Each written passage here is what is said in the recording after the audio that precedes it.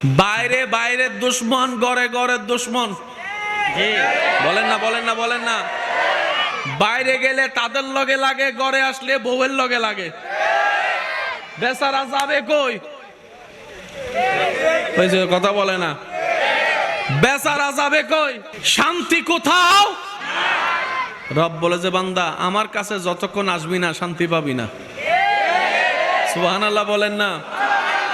আল্লাহ তোমার কাছে যাওয়া মানে তো সারা জীবন শুনেছি তোমার কাছে যাওয়া মানে মৃত্যুবরণ করা, তোমার কাছে যাওয়া মানে কবরে যাওয়া।